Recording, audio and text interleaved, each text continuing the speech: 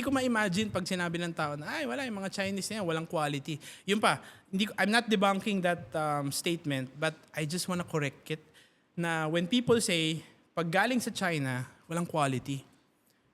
One thing that's really interesting, I stayed there for 3 years. Hindi pa dumarating yung mga leaning shoes, yung mga Anta. Uso na yan doon. It's much more expensive pag bibili ka ng Nike shoes sa China than bumili ka ng locally produced nila. So they give premium or lower prices doon sa locally produced nila than the ones that are imported. So protektado talaga yung local goods. So bili ako ng Anta shoes kasi bibili ako ng Nike, ang mahal.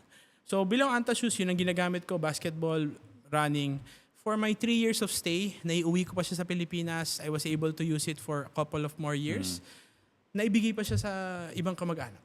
Tsaka Apple, Diba? They're all being Nike, assembled lahat in... naman galing din sa China. Even yung number one electric vehicle globally is from China China. na, diba? Diba? So, baka yun yung maybe decades ago. Yes, Diba? But I think now, iba na din eh. Hindi na din siya tulad nung dati eh. Diba? Ngayon, pag sabi mong made in China, mura. Pero depende sa ano. industriya. Yes, Alam mong quality din eh. Diba? Tsaka in China, mapapansin mo, they support talaga local industry.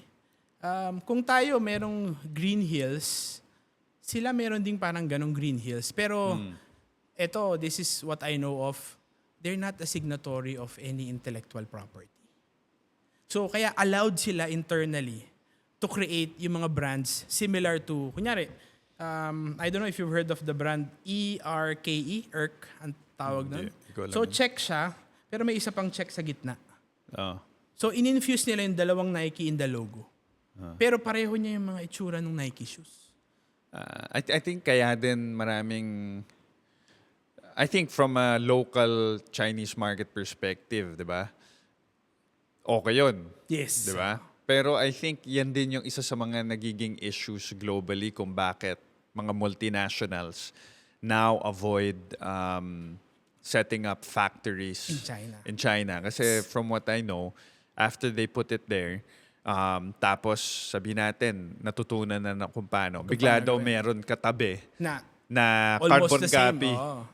Kwento ko siya bakit. Magandang perspective yan. Pwede magbanggit ng brand, no?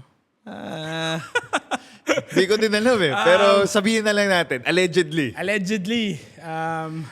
Sabihin natin. Kahit huwag mo sabihin mo na lang siguro. Kunyari, car brand. May isang sasakyan. Si Car F. Okay, F. Si F brand.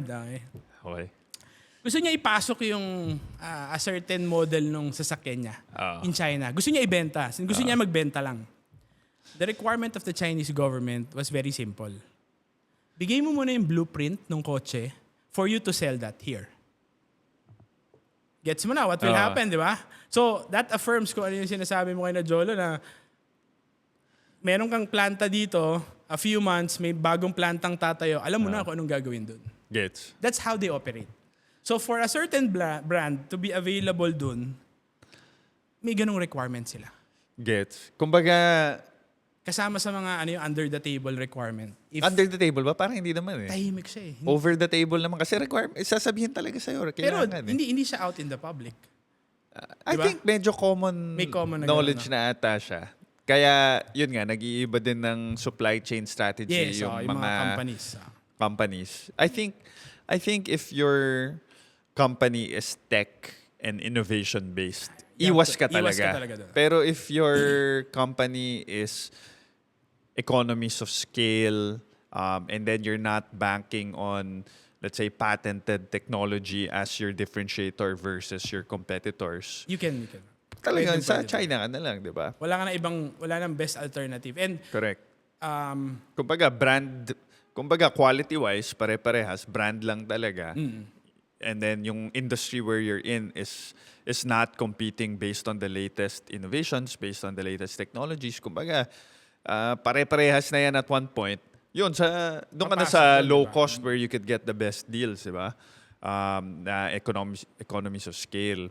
Pero if kung yun nga, sasakyan, cellphone, Mga tech side talaga. tech side na alam mong ang labanan ay pagandahan ng experience, pa-advance ng features. Delikado yun pag doon. Huwag ka na doon, di ba? Baka sa initial phases mo, sa ibang bansa ka na medyo mas stringent yung process, privacy, tech governance. Pero at one point kasi, pag naging public na din yung certain technologies, tapos hindi na siya competitive advantage, pwede ka na lumipat doon siguro.